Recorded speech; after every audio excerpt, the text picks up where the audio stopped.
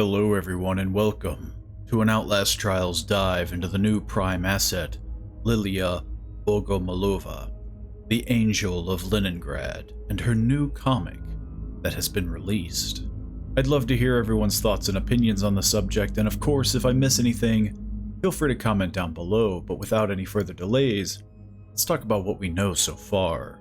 Mount Massive Asylum, in the year 1960, much more hospitable than in its later years as many know it. We can see a man entering, that man being Silas Knisley, who just arrived back from Signala in Arizona. The receptionist, making small talk, asks of his wife and kids, though these subjects seem to be sensitive, either due to his time away from them due to work, or perhaps divorce, or something far worse. He cuts her off, getting to business, needing a patient transferred to Signala, that being Liliya Bogomolova, and due to her file being critical security, Knisley must speak to another familiar figure, Dr. Wernicke. Knisley going to Dr. Rudolf Wernicke's office, he's asked if he's read her file, to which Knisley mentions her being catatonic for half a decade, and figured he'd get some favors by handing her over rather than her cutting into the budget. Here, Dr. Wernicke asks Knisley to hand him his letter opener, which is a Nazi dagger, and proceeds to play some strange chanting audio, which seems to freak Knisley out, but doesn't seem to have the effect that Dr. Wernicke was expecting, whatever that may be. They proceed down a hall where Dr. Wernicke asks to Knisley if he's noticed how all the stories on Liliya have no ending, to which he explains further on how she was brought in by a CIA agent named George Nichols, who served in World War II and lost an arm, a leg, and parts of his face. He heard stories about the Angel of Leningrad, the Russian Joan of Arc, and her name Bogomolova, meaning beloved by God, though Bogomol stands for praying mantis in Russian, something that she also has a skill in, being an ambush predator, and perhaps even a sexual cannibal. Liliya was a child of Russian landowners, though exiled during the revolution as a teenager, and has now been guided by the voice of God to return to her homeland and defend it. George heard a Russian prisoner tell a story he heard from a Finnish nurse, how Liliya not only survived 3 years of brutal warfare but thrived as a deadly hunter. She was able to disappear among statues and the corpses frozen in the snow, striking from the shadows, doing God's work. Dr. Wernicke mentioning how he himself heard of her among the Nazi officers and how she brought terror and fascination.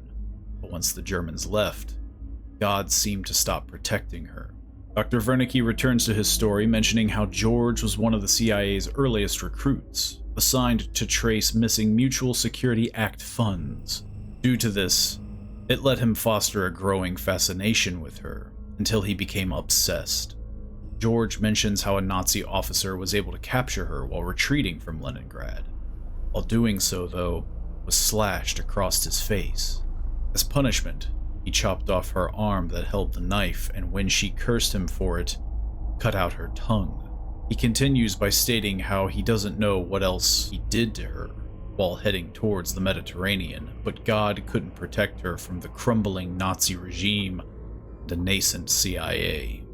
Liliya, though, didn't need her tongue, but in Genoa, before she was to be sent on a boat to Argentina, she grew her tongue back, being able to speak again and speak with the voice of God as she gave the Nazi officers' bodyguards some horrific ideas. Perhaps she did have a miracle and grow her tongue back, or perhaps it is more plausible that these stories have begun to take a life of their own, and that her tongue was never lost, and it just gives her more power over those who listen to her voice. She was able to walk right out of Genoa and into the forests of Eastern Europe, where she became lost to any who would wish to find her. The only signs of her survival were the corpses transformed into religious statues within the forest.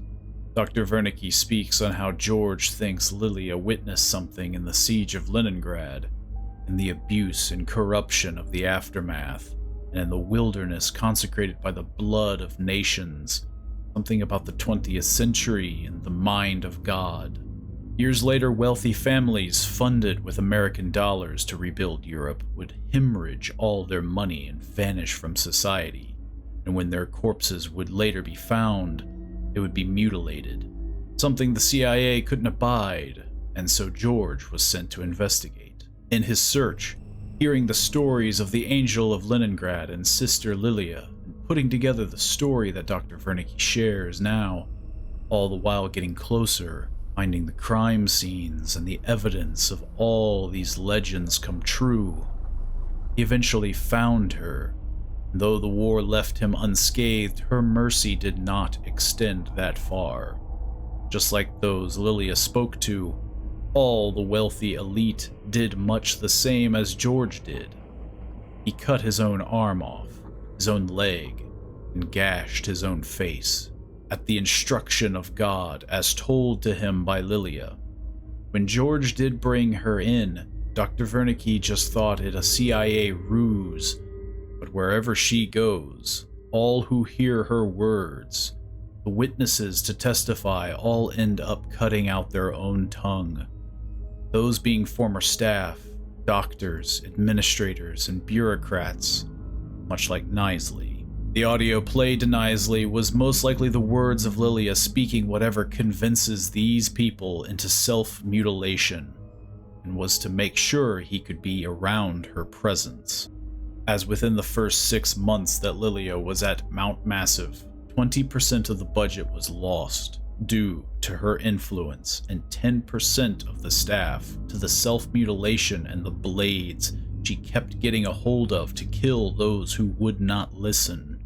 So catatonia was the only clear answer for someone with that much power over the human mind, to which Dr. Wernicke allows the transfer.